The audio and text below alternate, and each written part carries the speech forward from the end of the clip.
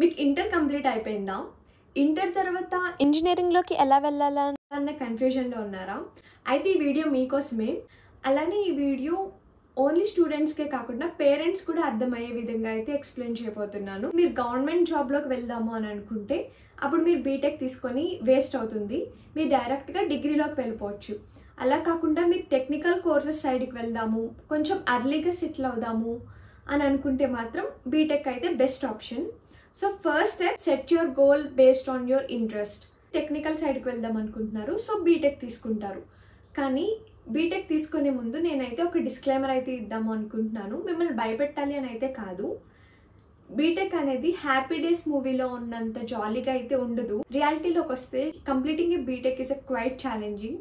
So మీరు movies చూసి అయితే మోసపోవద్దు. మీకు ఇంట్రెస్ట్ ఉండి ప్యాషన్ ఉంటేనే బీటెక్లోకి ఎంటర్ అవ్వండి. How to do B Tech after inter.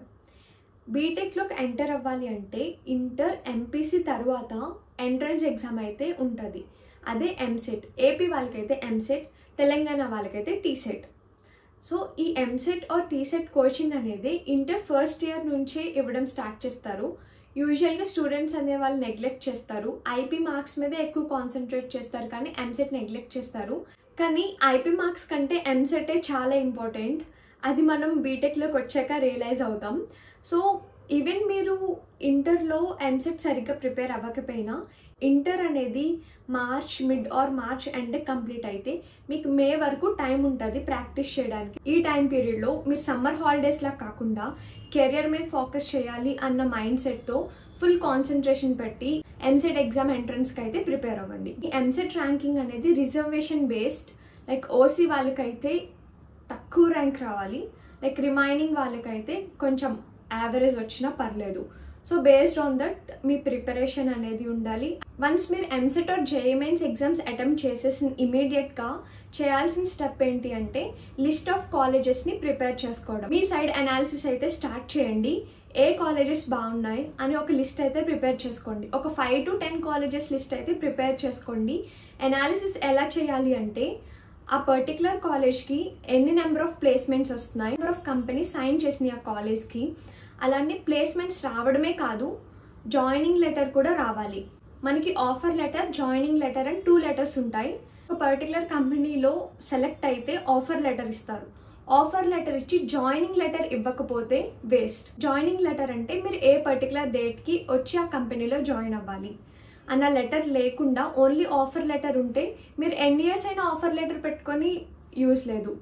So ఈ డీటెయిల్స్ అన్ని తెలుసుకొని, అలానే ఫ్యాకల్టీ ఎలా టీచ్ చేస్తున్నారు తెలుసుకొని ఒక లిస్ట్ ఆఫ్ కాలేజెస్ని అయితే ప్రిపేర్ చేసుకోండి. ఈ స్టెప్ మీరు ఎంసెట్ రిజల్ట్ రాకముందు చేయాల్సిన స్టెప్. కౌన్సిలింగ్లోకి వెళ్ళి మీరు ఒక టాప్ 5 కాలేజెస్ పెట్టేశారు, కానీ మీ ర్యాంక్కి ఆ కాలేజ్ రాకపోతే మళ్ళీ సెకండ్ కౌన్సిలింగ్కి వెళ్ళి వేరే కాలేజ్ జస్ట్ చూస్ చేసుకోవాల్సి వస్తుంది. సో ఇవన్నీ కాకుండా ఫస్ట్ ఆఫ్ ఆల్ మీరు సెలెక్ట్ చేసుకున్న 5 కాలేజెస్ని అప్రోచ్ అవ్వండి. వాళ్ళకి కాల్ చేసి previous year rank sheet, EAMCET rank షీట్ని ప్రొవైడ్ చేయమనండి. సో లెట్స్ సే మీకు ఒక 10,000 ర్యాంక్ వచ్చింది, సిఎస్సి తీసుకుందాము అనుకుంటున్నారు. సో ఆ ర్యాంక్ షీట్లో సిఎస్సికి మేల్, ఫిమేల్, ఇక్కడ రిజర్వేషన్ కూడా ఉంటుంది. క్యాస్ట్ రిజర్వేషన్ అలానే జెండర్ రిజర్వేషన్ కూడా ఉంటాయి. క్యాస్ట్ రిజర్వేషన్ అంటే ఒక ఎక్స్ అనే కాలేజ్ తీసుకుందాం. ఆ ఎక్స్కి ఓసీ వాళ్ళకైతే 10,000 రావాలి. అదే రిమైనింగ్ క్యాస్ట్ వాళ్ళకైతే ఒక 15,000, 20,000 ర్యాంక్ వచ్చినా పర్లేదు. అలానే ఫీమేల్కి, మేల్కి రిజర్వేషన్ కూడా ఉంటుంది. సో ఇవన్నీ డీటెయిల్స్ తెలుసుకోండి. ఇప్పుడు ఎంసెట్ రిజల్ట్ వచ్చేసింది. లెట్స్ సే మీకు ఒక 10,000 ర్యాంక్ అయితే వచ్చింది.